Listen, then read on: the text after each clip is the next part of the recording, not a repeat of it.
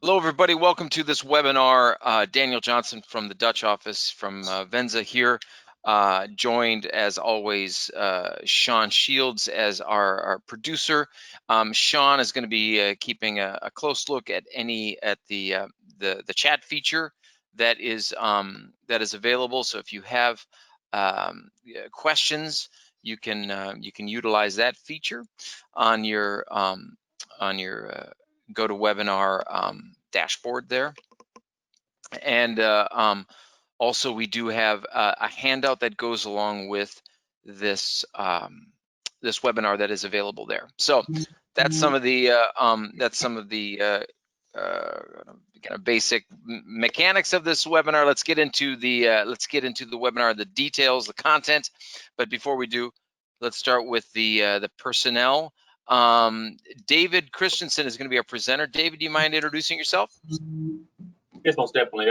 David Christiansen, I'm the CIO of Venza, and basically everything that is technology, cybersecurity falls under my hat, and I basically make sure Venza is doing what it's supposed to do. And then do a lot of consultation with hoteliers and give them guidance on what they need to do to be secure, compliant, and anything, whether it's technology or their cybersecurity structure.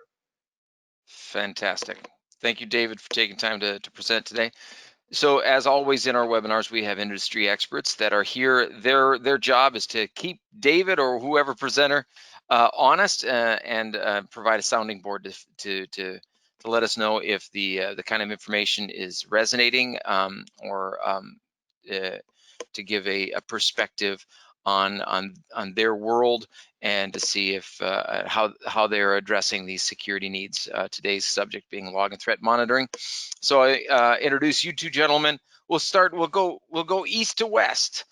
Okay, so joining me here on the European continent, we've got Timo Kettering. Timo, do you mind introducing yourself? Sure, Daniel. Thanks for having me on here. So yeah, my name is Timo Kettern. I'm based in south of Frankfurt, Germany. I'm 35 years in hospitality industry. The last 20 I've been doing in hotel technology. So I'm really a hotelier working in hotel tech. I currently work for a hotel management company which is called Bierwirth and Kluth. They're responsible for all things technology, all guest-facing technology, all the technology hotel needs, and everything we need to function as a corporation. So that's all under my responsibility, and security, data security falls under that remit as well.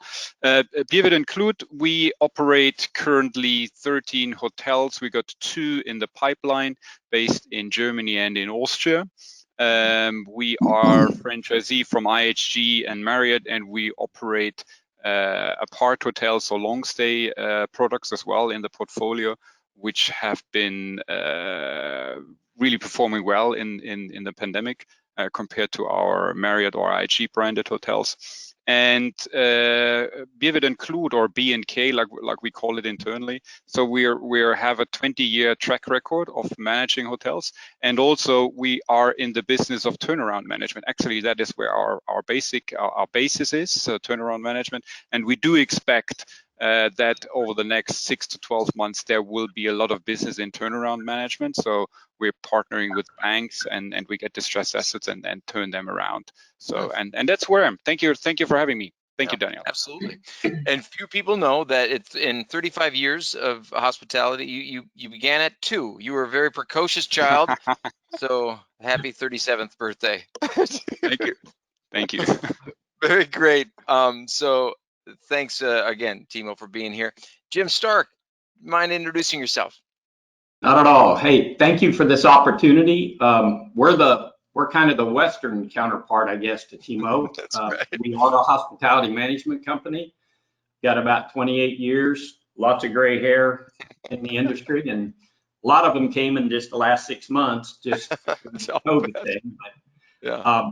We're located in the Midwest. It's Regency Hospitality Management, and we have about 53 properties in our portfolio right now. Some of them are flagged, some of them are independents. My job as the CTO is basically like Timo's. I mean, anything that's guest technology impacts everything our guests do now today on our property. So it covers all of that. And in our case, we do a lot of, again, and I think there's going to be more of it coming here in the future.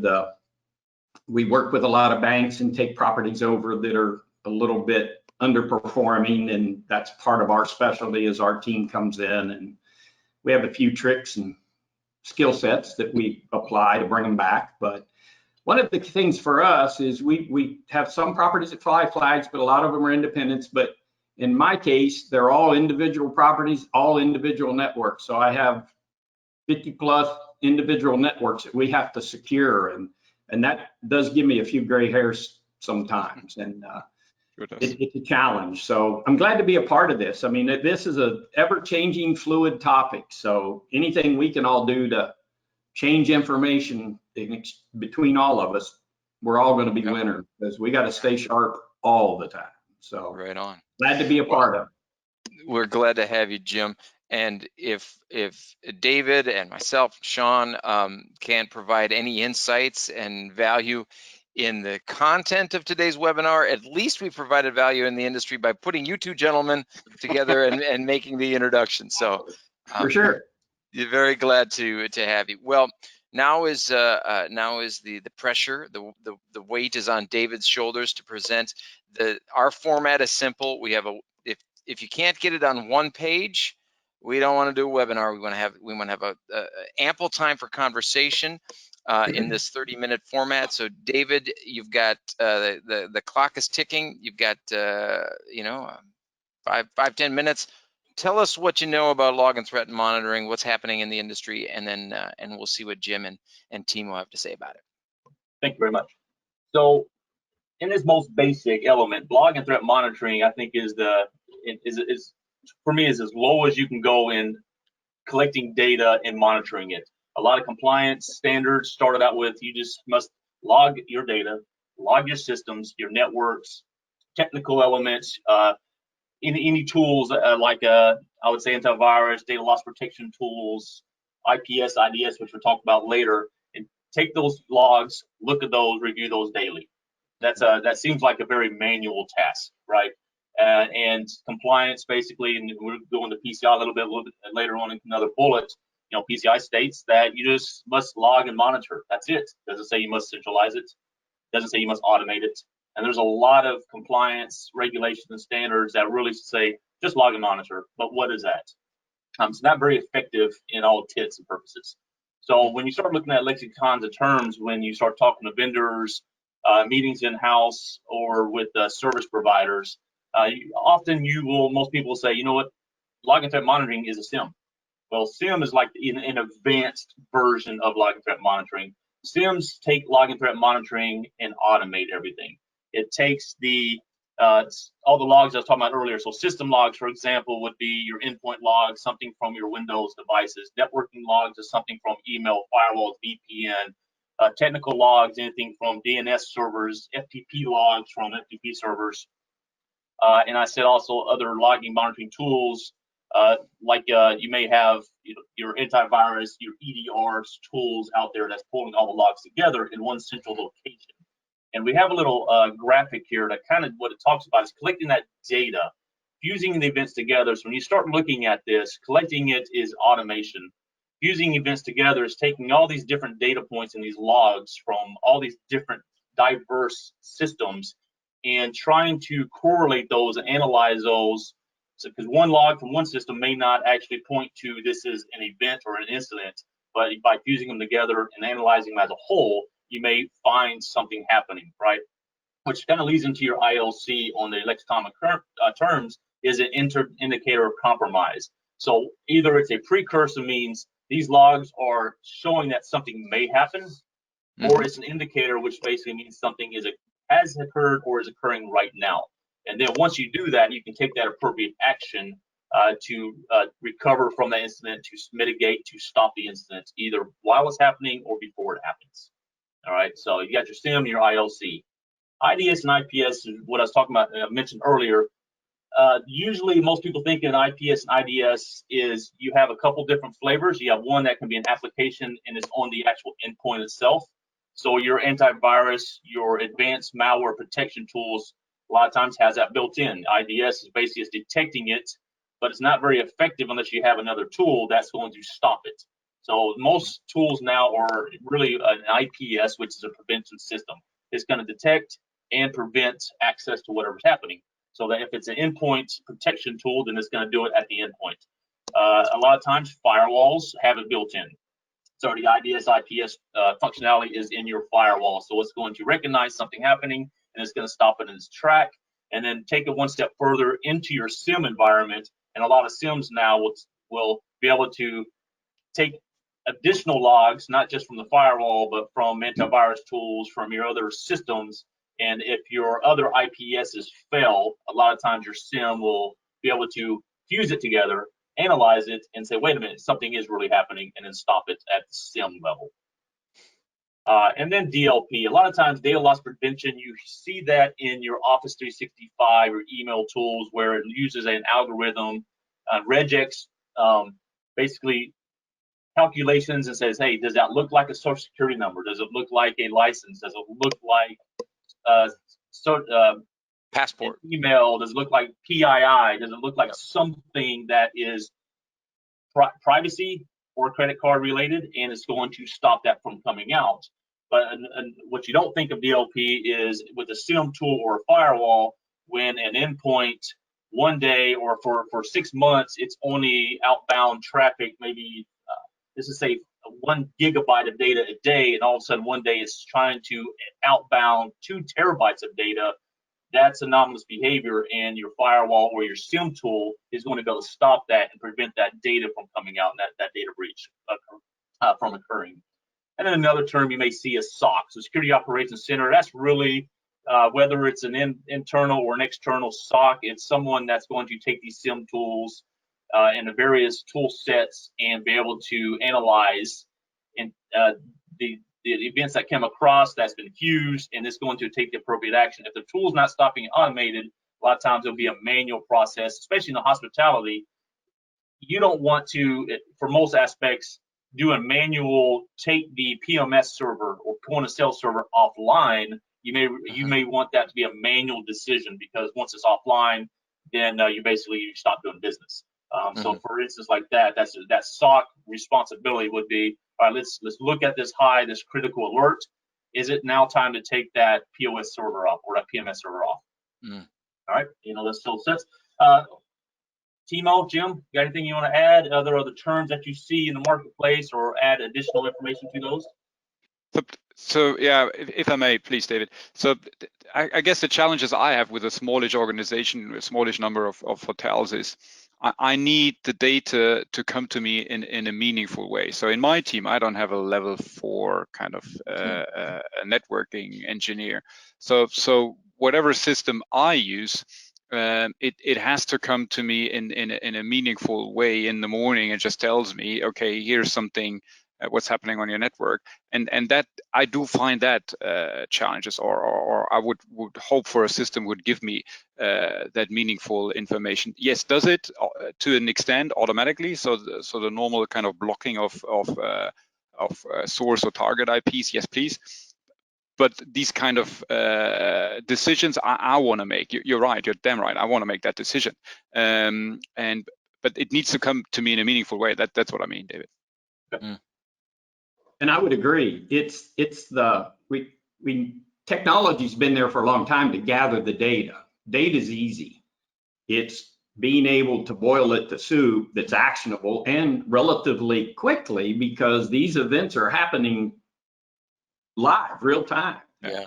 So you don't have a week and a month to go back and figure something out. You got to be hot right now, looking to see what's happening and doing it. And we too are a management company. We focus on the hospitality business.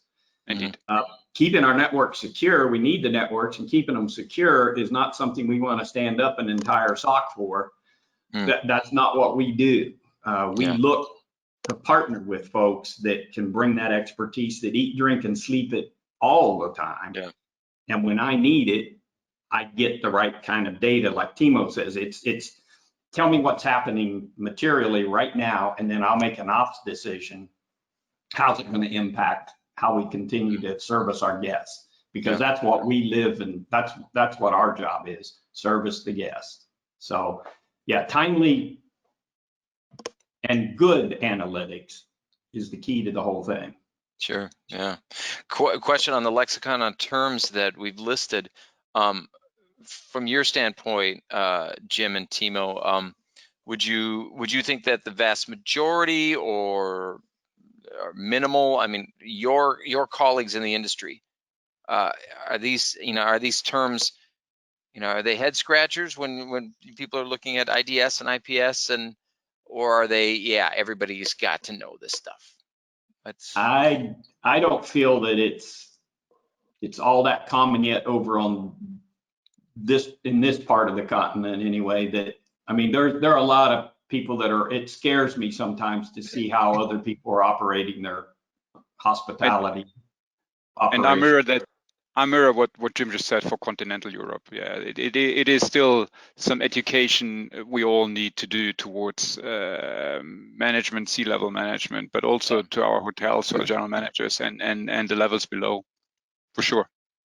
It's a constant education process with the C-level. They have no understanding how easy it is. There was a time, and we're in the service business, there was a time I remember a guest would walk up with a USB jump drive and say, hey, I've got a presentation, it's on here, I need to print it. Plug that in and print it for me. And I mean, that was an everyday thing. So yeah, people, sometimes it's moving so fast, they don't understand where we are today. Yeah. Jim, what really helped us in Europe was the implementation of GDPR, and it's a law, it's a legislation. So any responsible chief executive, chief finance officer, they're taking it serious now. So I get airtime with the subject, and I get budgets. So which means for so we always had an approach towards data security. There was a technology angle and there was the educational angle. Of course, that's where Venza came from, and that's where Venza grow. But now we were able to add a third angle, which is security. So all our hotels, all our operation is now secured by a cybersecurity insurance, which covers a wide array of all of those instances. If we don't get this stuff right, then we're insured and we're covered for loss of business, loss of heavy, and loss of data and what have you. So we will be able to increase the level of security but it's very important that we get the technology right there. Yeah. It is, and I don't know that it commonly is the case over here. I'm fortunate that my company does understand that, and I do have a seat at the table when we talk budgets and those kind of things. Very good. It made I like that too. Ransomware is one of the most prevalent incident situations that we run across here at Venza with clients. We hear about it all the time, and most of the tools now, ransomware tools, really is an IPS in all essence.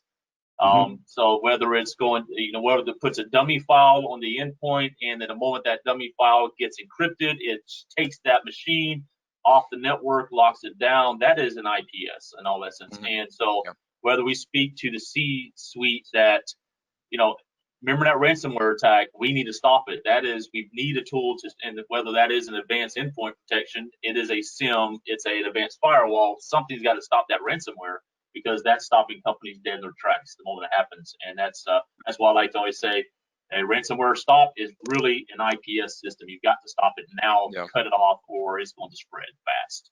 Yeah. Very quickly. So when you're looking for that budget and trying to justify that budget, referencing that you want to thwart a ransomware attack is probably more effective than saying I need an IPS. You don't use acronyms. Don't use acronyms. Perfect. No. All right, David, I interrupted you. I think that was a great conversation. That's exactly what we want from you guys. Thank you, Timo and Jim. David, motivations for implementation. Yeah, definitely. So number two, motivations is bullet A is why. Why should you do it? We're not talking about the compliance and all those things. It's at the core of cybersecurity, data protection. Why? It's really, you need to identify your ILCs, potential indicators of compromise early. because what do we hear about all these breaches? It's been sitting there for months, days, hours, a year before they find it. And all that data, that whole time, that data is being exfiltrated out and it's being sold on the black market on the dark web, right? So we got to identify things before it happens. And basically, it's securing your perimeter, your whole infrastructure. And once you identify those compromise or indicators, you want to investigate the incidents effectively. So if an incident actually happens, hopefully you identify the precursor and you stop it so that there's not an indicator that it actually did happen or is occurring. But once you do determine that it's happened or happening, you definitely want to quickly identify it, investigate it effectively.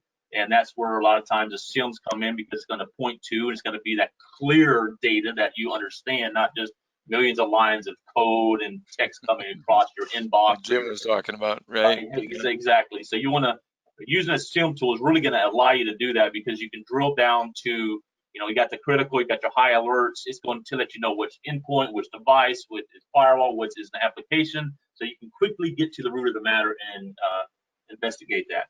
And then once you do that, take correct action to reduce the frequency and impact. So if there's precursors or indicators that a certain server continuously gets breached, or someone's trying to do it, to me, that's an indicator that I need to do something about that server, whether it's patching it, updating, putting something else in front of it and outside the perimeter, something, application firewall in the web, whatever you got to do to protect that device or that operating system.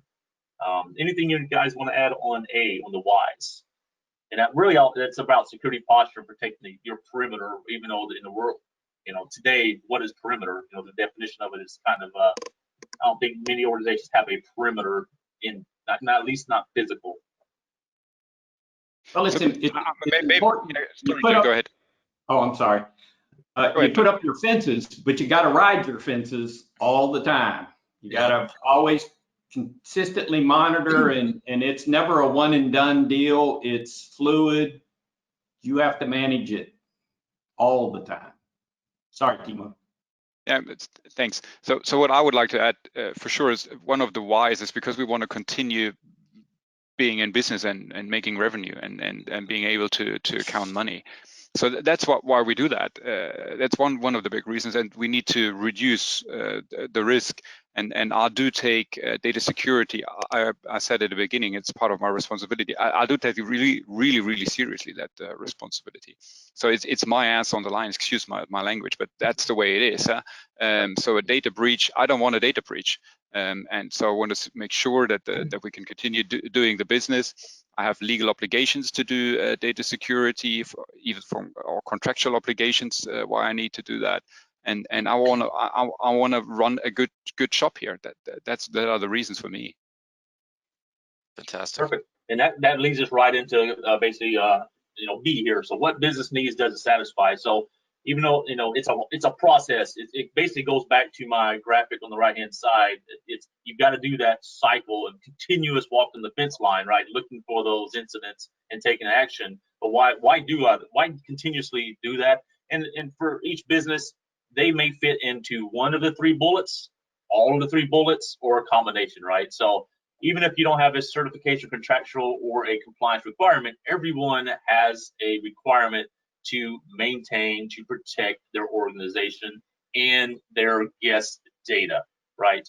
So the bullet one really is proactively detect security incidents or specific activity that could lead to a compromise. That is at foremost. Everyone, at bare minimum, has that bullet. That's a requirement. Yeah. Right. There's that business continuity need for the data. Yep. That's the core of every business, no matter if you sell apples, wheat baskets, sell cars, you've got to do that. Bullet two is basically contractual, like Timo was saying, contractual or certification standards. So if you have SLAs that require it, if you need to be ISO certified. So ISO is kind of more of a international versus the U.S. Not a lot of U.S. companies do ISO as much, but they still do it. But you can see data centers, you can see a lot of organizations, service providers that need to be ISO certified. And for best practices, so whether it's CIS controls, that's kind of more of a U.S. type thing, but even with ISO, you cannot be certified, but still follow their best practices through guidelines. So any other contractual certification, so you may choose if you're in a government space, you may have some government certifications you have to maintain as well. So make sure if as anyone responsible for the cybersecurity and compliance, you need to make sure that there's no requirements outside of that. So that may be SOX. And in turn, when you start getting to compliance, which is B, or the last bullet, so compliance requirements, whether it's PCI DSS, GDPR, there's your privacy laws in the U.S. Each state has their own little law. Every country in the world's got their own laws. Got to make sure you're compliant with that. If you are publicly traded, you have SOX. If you deal with the government, you have FedRAMP, FERPA type of stuff. So you need to make sure that you meet your compliance requirements. So, like I said, each company, you may have one of those, you may have two of those, you may have all three requirements. Anything you guys want to add? I think we're good. Okay. Yeah. Excellent. We kind of touched on some of those subjects at the beginning of the call too, so that's awesome. Exactly. Yeah, great. Number 3, talk about approaches. So with this is kind of how do I roll out log and threat monitoring? How do I roll out my SIM? So you at one on the left, and you have the right side. So okay, companies small, they want to do everything in-house, in-source. So I'm going to download an open source technology like Graylog or Elastic, and I'm going to install it on a server. I'm going to run it in-house with my own people. I'm trying to do it cheap. Well, what's the definition of cheap, right? It's not really cheap, but it's open source, it's free. I've got a spare server. I got a virtual machine I can stand it up on. I'm going to do it all in-house versus cloud appliance-based SaaS, which is I'm going to outsource completely everything. I'm going to let a MSSP handle it. Their team's going to be my team. Their tool's going to be my tool, and I'm going to outsource it all. And then you have your kind of your hybrid. So I may choose to purchase a tool that's in the cloud, but I'm going to have my team run it, or vice versa. I may stand up the tool myself, or get a subscription of a tool and have someone else's team do it. So that's kind of your hybrid. Anything you want to add, Timo or Jim, on any of the approaches that you see most rampant, or that you would advise hospitality to take on? I think Jim and myself are in the situation that we are growing and shrinking the portfolio of hotels. So we need to kind of do it in different levels. So when I think about our corporate network, we use a different philosophy for securing the corporate network versus securing a hotel network and the communication between the two. So it always, in our instance for a hotel management company, or in mine for sure, it is hybrid, and it needs to be a hybrid approach. There are certain things which I outsource, which has to do with normally parameter stuff, but on the device itself, I'll do that. I can take care of that myself.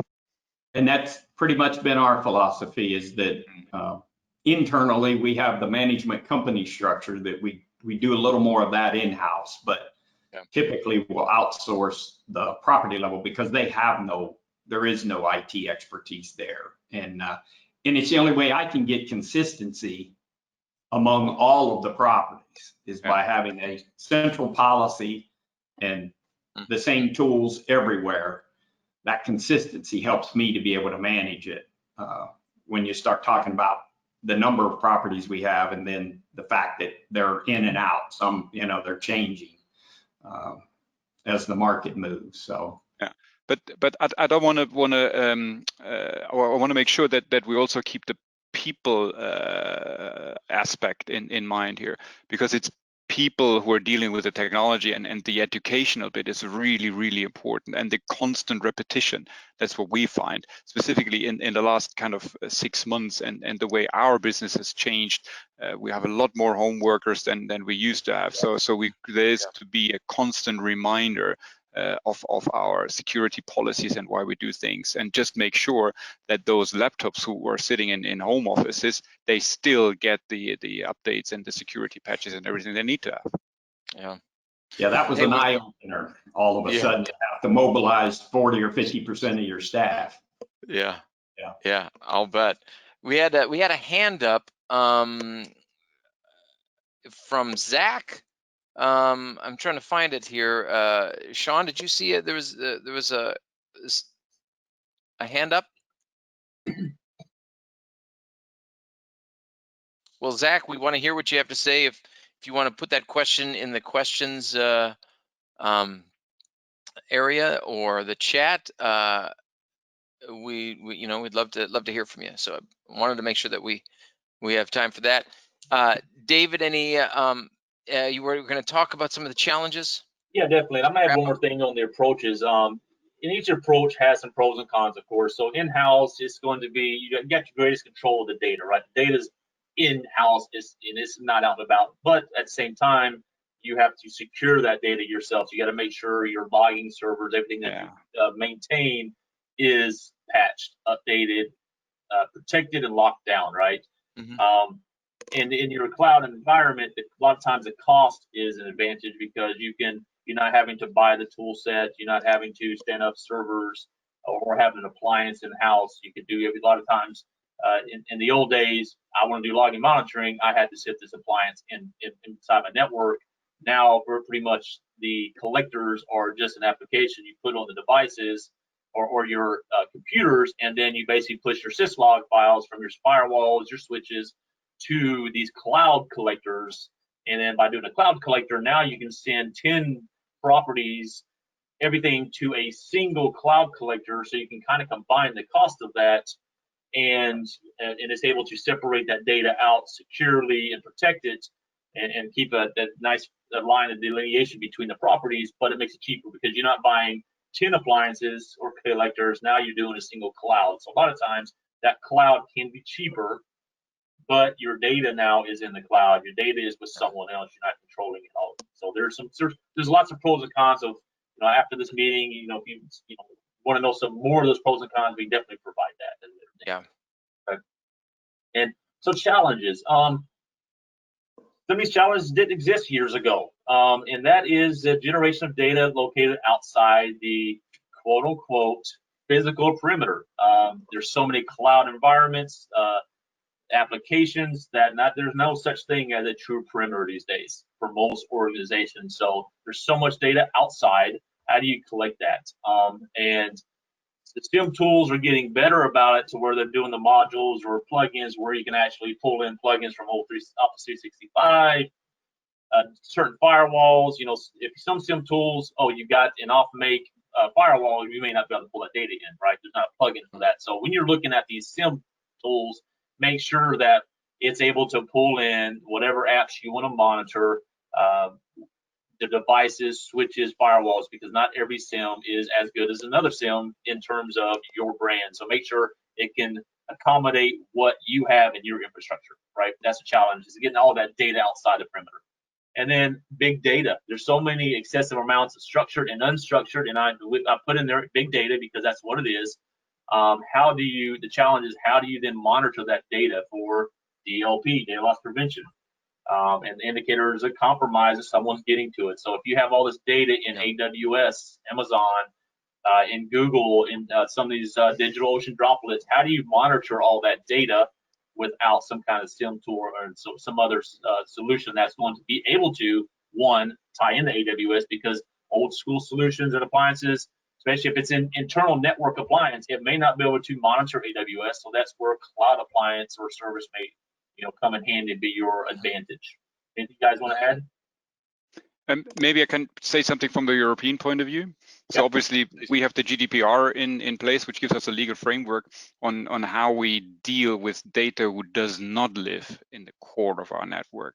So and what is important for us, and what we do a lot, is that we need to, when we give data away from the organization and out of our control, we need to put something in place which is called a data processing agreement, which is a legal framework which explains exactly what is allowed by the third party to do with that, and what the third party is not allowed to that, and also the ownership. The ownership of the data is clearly defined in those agreements, and also what happens at the end of the contract with the data, what needs to happen with these contracts, which puts me here in Europe I think in a little bit better position, because I'm in more control of the ownership of my data and what happens with that data, and therefore I would just add the contractual agreement with the outsourced party is very important this side of the continent, or this side of the Atlantic. Yeah. It, And that's, for the first and time, that's provides you a different. little bit of leverage with some of the partners, technology partners. Yeah, Yeah. Jim. And that's just now coming on our side. I mean, we're the big stuff over here is still PCI. You know, it's the big buzzword. And when you start talking about the GDPR, it's people kind of start to glaze over a little bit yet. So we got a ways to go, Timo. You're well ahead of us. I mean, we're still struggling. We hesitated to get ready for PCI 10 years ago. I mean, you know, we just kind of thought it was going to go away, like switching to metric. And you know, but it didn't. So it's not all gold, huh? So yeah. it also puts an additional layer of complexity in your agreements, and you have a data protection officer, and you need to take him or her with you the entire journey. So it also adds some complexity, and it slows you down a bit. But from a data security point of view, it does make you better, or it does make me better. Well, the Cisco study that was in January, that was released in January, February, showed that organizations that have done the work for GDPR, about 15% less likely to be hit by a data breach. It all helps. Yeah, it helps, but it is some work. And monetary, there is an advantage as well with our cybersecurity. So the fees we pay every month for the cybersecurity, they are reduced by the mature fact that we have a framework, a GDPR framework in place. Wow. That's well, money good. talks. That's good. Yeah, it does. Money talks. Yeah. And so talking about money, I can throw out a few numbers for fees and fines. So if you have a breach because you're not doing this, you're not finding those indicators of compromise. PCI ranges. The fines range from 5,000 to 100,000 a month, depending on the size of the organization. You know, MX is going to tell you that bill for $5,000. Your banks in the U.S. for PCI may charge you $25 to $50 a month non-compliance fee because you're not. For the U.S. side, state privacy breach laws in 48 states. Average fine is $50 to $90 per person included in the breach. That does not include any other civil litigation fees. HIPAA fines, so the healthcare in the states reach up to 1.5 million per incident, up to that. And of course, GDPR fines are up to 20 million euros or 4% of annual global business, right? Whichever is highest. So there's a lot of reason to protect your data. And logging threat monitoring using a SIM tool automation manual thrown in there is going to be imperative in order for us to do it, because you got your artificial intelligence, your machine learning, the hackers and the bad people are using those. So if we don't use it to combat them, they've got a leg up, and they always will. So you got to use what you got to, and what we can use to do it. You got to watch out for those fines, and just be grateful that that you're not operating a hotel in Singapore, because if you fail to follow the compliance of their privacy law, which is very similar to GDPR, it can lead up to 3 years in prison. So it's not just a fine. So it's they take it very seriously. It's looking for another career, an interesting possibility. What are you gonna do with all this knowledge, though? You got, Jim. Yeah. Why would I want to waste those gray hairs? That's right. Well earned. Well, this is the promise of this this webinar is a 30-minute webinar, so people can attend to either their lunch if they're in North America, or get home for dinner here in Europe. So I guess we'll leave it there. Although I'd love chatting with you guys. I really appreciate Jim and Timo, you guys taking time. It just means the world to us at Venza that you guys take the time, and you know, we got to do. We're in this together, as the hashtag is. We've got to be working together, and so love that you guys took time to be with us. And David, always a pleasure. Thank you so much for presenting. So we'll leave it at that. Thank you, everyone, for being here, and we'll see you on the next webinar. Thank you. Thank you. Thanks Bye-bye. Bye.